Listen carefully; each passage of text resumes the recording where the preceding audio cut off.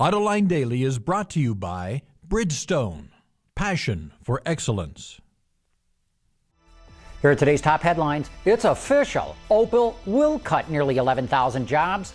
Ford and Audi build more plants in China. And BMW designs bench seats for bus stops. Up next, we'll be back with the news behind the headlines.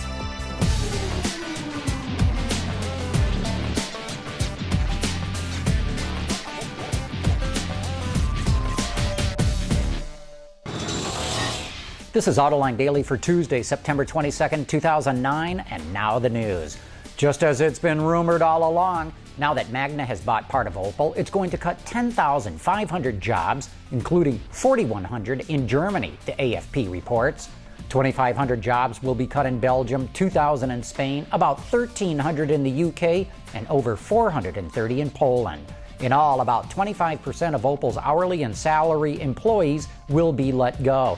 And this is the first major downsizing in the European auto industry since the global recession began. Telematics is a booming business in the auto industry. The Detroit Free Press reports that the Consumer Electronics Association says that telematics sales are expected to pass $9.3 billion in the American market this year. The CES says that the automobile is becoming the fourth screen in consumer electronics, behind the TV, the computer, and the cell phone. Yesterday, we reported that Audi is on pace to hit its sales target in China 2 years ahead of schedule. Today, Wards reports the company just cut the ribbon on a brand new plant in China. The $146 million facility, part of a FAW-VW joint venture, will start building the A4 and the Q5 next year. And Ford will announce plans to build a third manufacturing plant in the country on Friday. According to Reuters, the company will operate the plant with its current Chinese partner, Chongqing Changang Automobile. The plant will have an annual capacity of at least 150,000 units. Currently, Ford builds nearly 450,000 vehicles in China. Chrysler found a way to save weight and trees. The company is going digital, ditching paper owner's manuals on all 2010 Chrysler, Jeep, and Dodge vehicles.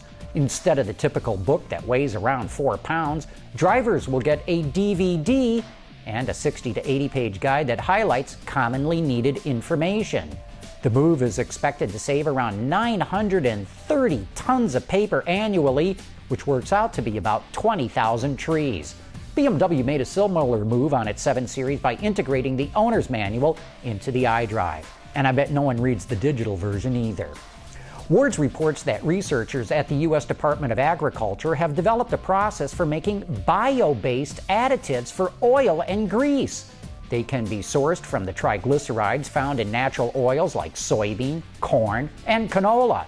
They're fully compatible with both bio-based and conventional oils, plus they're completely biodegradable.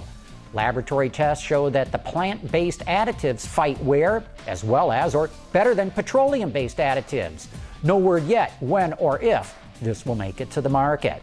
Coming up after the break, BMW is designing bench seats for bus stops. You heard me right. And Tom Stevens talks about how we're on the brink of getting cellulosic ethanol.